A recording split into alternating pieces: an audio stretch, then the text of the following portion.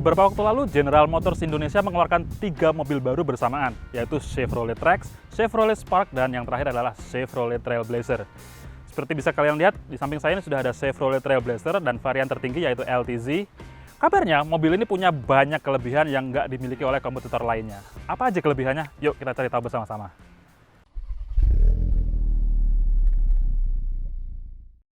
Secara desain, mungkin Chevrolet Trailblazer ini tidak seaneh-aneh lawannya seperti misalkan Pajero atau Fortuner ya.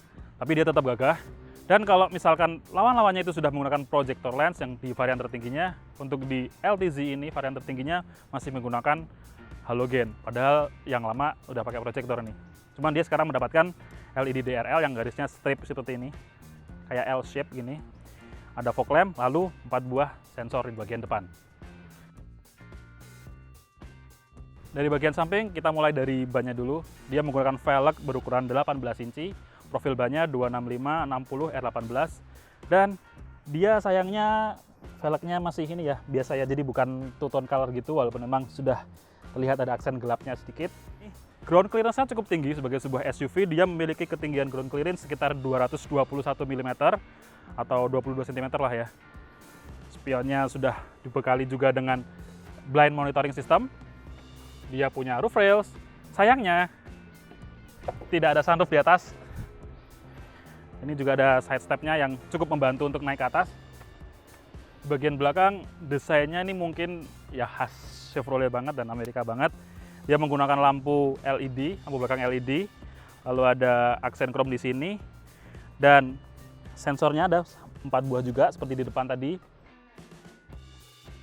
Lalu ban serepnya ada di bawah, ukurannya juga standar sama seperti ban utamanya. Kalau kita buka bagasinya, nah, sayangnya dia masih ini ya, belum ada power back door-nya kayak di Fortuner misalkan. Tapi ya masih masih oke. Bawah sini dia ada beberapa tempat penyimpanan. Lalu di bagian belakang ini kursinya bisa dilipat rata lantai dengan konfigurasi 50-50 seperti ini kira-kira kalau dilihat. Terus kalau dilihat lagi, dia sini ada beberapa lampu kabin bagasi, jadi memudahkan banget kalau di malam hari kita cari barang. Dia juga ada ini hooknya buat pasang itu net. Dan uniknya adalah di bagian belakang sekalipun dia juga mempunyai power outlet. Jumlahnya juga hanya 1. Sebelum kita mulai masuk dan membahas interiornya, ada hal yang menarik dari mobil ini. Di kompetitor lainnya rata-rata sudah mempunyai fitur start stop button. Nah, di mobil ini belum, masih pakai kunci. Tapi dia punya sesuatu yang menarik, yaitu remote engine start. Kita coba ya.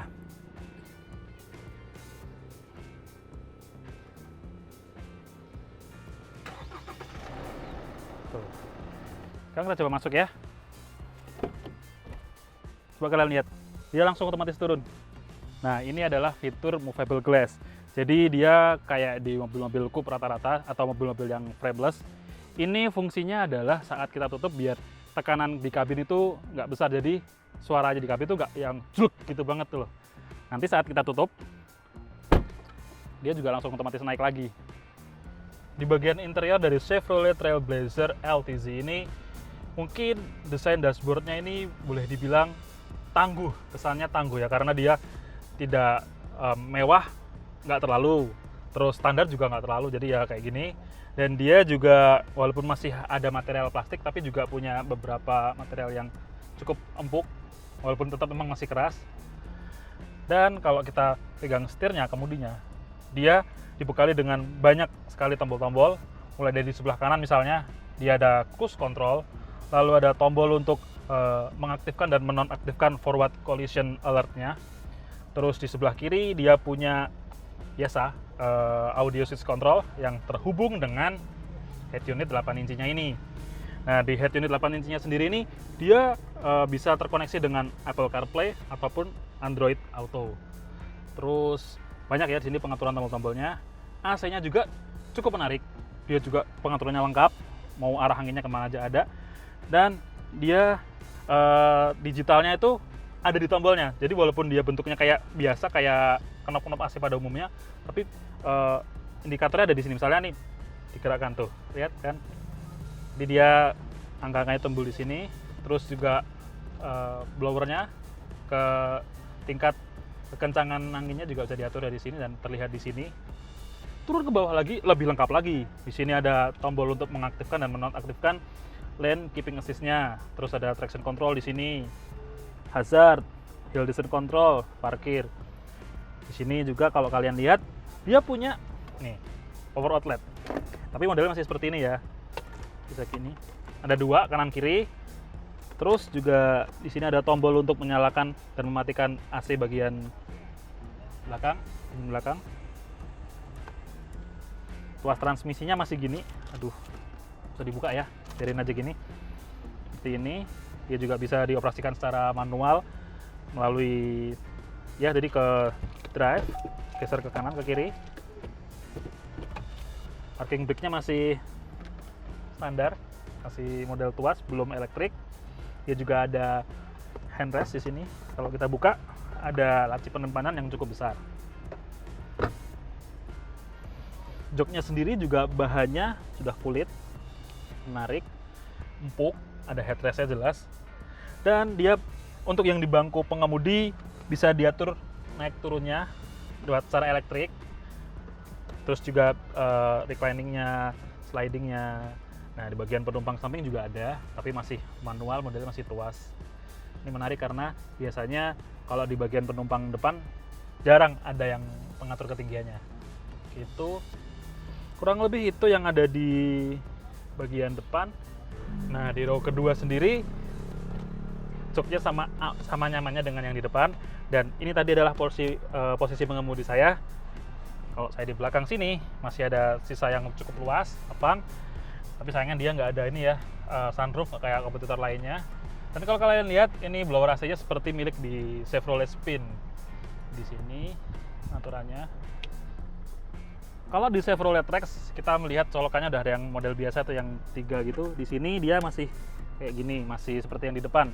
Ketiga jok yang ada di sini semuanya masing-masing sudah mendapatkan seat belt, dan di bagian tengah ini bisa, kalau kita tarik, dia bisa jadi cup holder ada di sini. Juga mempunyai headrest sendiri.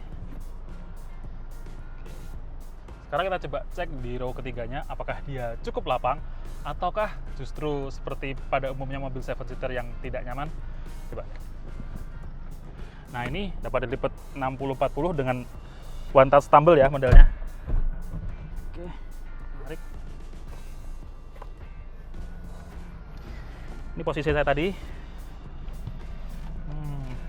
Ya memang masih sempit jelas, tapi ini ya sempit sih. Tetap sempit walaupun memang dia di sini nggak mentok-mentok banget, masih cukup, masih ada ruang yang cukup buat orang sekitar 170 cm. Dan enaknya lagi adalah ini pengaturan joknya itu modelnya theater style, jadi makin ke belakang makin tinggi, jadi kita masih bisa tetap melihat di bagian depan dengan cukup lega. Di bagian row ketiga juga punya ini sendiri, blower sendiri, sama seperti di row kedua. Terus ada cup holder juga, masing-masing juga ada seat beltnya. Terus ini juga headrestnya juga punya, bisa diatur sendiri. Ya kurang lebih itulah yang ada di row ketiga. Jadi mungkin tetap masih lebih cocok buat orang yang berpostur tubuh kecil ataupun anak-anak mungkin.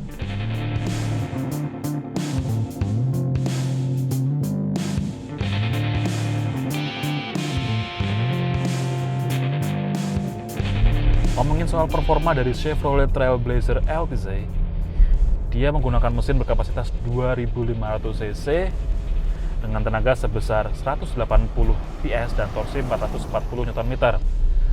Dia juga dibekali dengan transmisi otomatis 6 percepatan, bukan CVT ya, torque converter. Nah, untuk di kelas SUV mungkin lawan terdekatnya adalah Mitsubishi Pajero Sport. Mana Mitsubishi Pajero Sport menggunakan mesin 2400 cc, tenaganya sekitar 181 PS dan torsi 430 Nm. Beda-beda tipis kan.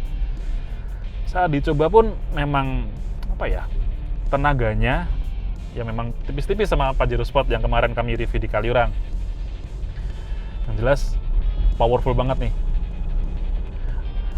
Dan uniknya adalah mobil ini bisa minum solar B20 atau biosolar ya. Jadi nggak harus Pertadex kayak kompetitor lainnya. Walaupun memang kalau misalkan diisi Pertadex alangkah baiknya. Apalagi masa sih bisa beli mobil harga 400-an juta kok beli solarnya nggak bisa, kan lucu.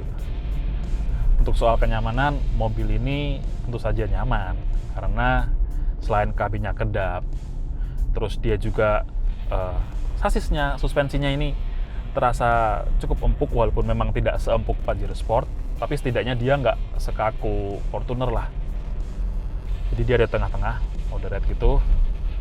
Kalau ngomongin soal keamanan, mobil ini jelas punya banyak banget fitur keamanan. Misalkan saja sistem pengereman dengan ABS, EBD, BA, dan bannya udah rem cakram semua. Terus dia juga punya kayak forward collision alert, dia juga punya rear cross traffic alert, di spionnya juga ada blind spot monitoring, ada hill start assist, hill descent control, terus lane keeping assist. Banyak banget kan.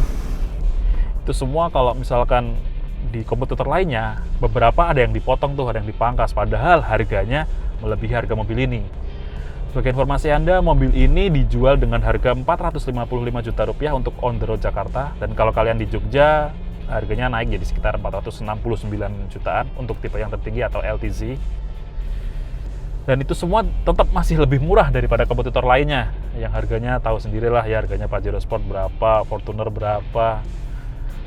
Salah satu hal yang saya kurang suka dari mobil dengan postur tubuh besar seperti ini adalah gejala body roll-nya itu cukup besar. Jadi apa ya, saat kita berjalan melewati jalan yang berkelok-kelok seperti yang sedang saya lalui saat ini, itu bikin rasanya jadi mual karena bodi mobil goyang kesana kesini. Tapi ya sekali lagi ini wajar karena ini adalah sebuah SUV. Kompetitor lainnya pun juga mengalami hal yang sama. Respon setir dari ban juga cukup enak walaupun dia menggunakan electronic power steering. Jadi saat dia melaju cepat, setir akan otomatis memberat, dan saat melaju di kelambatan misalnya di macetan gitu, dia akan memperingan, mempermudah agar kita tidak capek. Tapi feel-nya tetap dapat kok, tetap enak pengendaliannya. Chevrolet Trailblazer ini mempunyai sebuah fitur yang di kompetitor lainnya dia belum punya, yaitu adalah Valet Mode. Nah, Valet Mode itu begini cara operasinya. Jadi, misalkan kalian mau menitipkan mobil kalian ke valet ya, misalnya di mall atau di hotel. Nah, kalian biasanya nggak pingin kan si tukang valetnya ngotak-atik mobil kalian sesuka hatinya, walaupun nggak sengaja atau iseng atau penasaran kan. Nah, Chevrolet punya solusinya, yaitu Valet Mode tadi. Itu bisa dioperasikan dari head unitnya ini, di setting. Terus nanti kalian pilih Valet Mode, lalu masukkan password 4 digit, terserah kalian. Jadi ini modelnya seperti kayak kalau di brankas hotel itu loh. Nah, nanti setelah kita lock, maka nanti head unitnya itu akan terkunci. Jadi beberapa pengaturan tidak akan bisa dioperasikan oleh orang yang tidak tahu password dari Valet Mode Anda tadi. Sebagai sebuah produk, pasti Chevrolet Trailblazer juga punya kelebihan maupun kekurangan. Dan kalau kita bicara kelebihannya, maka mobil ini ada beberapa hal yang kami sukai. Misalkan saja yang pertama, dia punya banyak fitur canggih, mulai dari remote start engine, movable glass system, Valet Mode, forward collision alert, lane keeping assist, dan masih banyak lagi yang rata-rata tidak dipunyai oleh kompetitornya. Lalu yang kedua adalah harganya boleh dibilang amat menggiurkan. Mobil ini membuat kompetitor lain jadi terlihat kemahalan atau overpriced. Lalu kelebihan yang ketiga adalah di saat mobil-mobil kompetitor lain diharuskan untuk minum Pertadex, mobil ini bisa minum biosolar atau B20. Sementara untuk kekurangannya yang kurang kami sukai, yang pertama, dia tidak punya sejumlah fitur yang justru dimiliki oleh kompetitornya. Misalkan aja, mobil ini tidak punya sunroof, tidak punya lampu proyektor, dan tidak punya pilihan penggerak 4x4.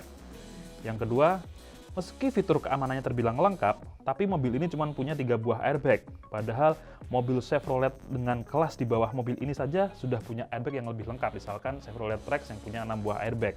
Lalu yang ketiga, kalau di kota Anda, dealer ataupun layanan purna jual Chevrolet boleh dibilang terbatas, maka tentu saja ini menjadi masalah baru. Tapi jika ini semua ada tersedia di kota Anda, tentunya Chevrolet Trailblazer bisa jadi pilihan alternatif yang bagus di kelas SUV. Dari hasil jalan-jalan kita kali ini dengan Chevrolet Trailblazer LTZ, boleh banget kita simpulkan kalau mobil ini adalah salah satu mobil, tepatnya SUV yang mempunyai nilai value for money paling baik di kelasnya. Sekian dulu. Kalau kalian ingin membaca review lebih lengkap tentang mobil ini, kalian bisa mengunjungi juga www.autotainment.com. Follow juga semua akun sosial media kami di @autotainment. Please like dan subscribe channel YouTube kami, serta jangan ragu untuk share video ini kalau kalian suka. Komentar kalian juga kami tunggu. Silahkan sampaikan di bawah, siapa tahu kalian mempunyai pendapat yang berbeda. Oke, saya Dusan Alfian, sampai jumpa di review-review selanjutnya.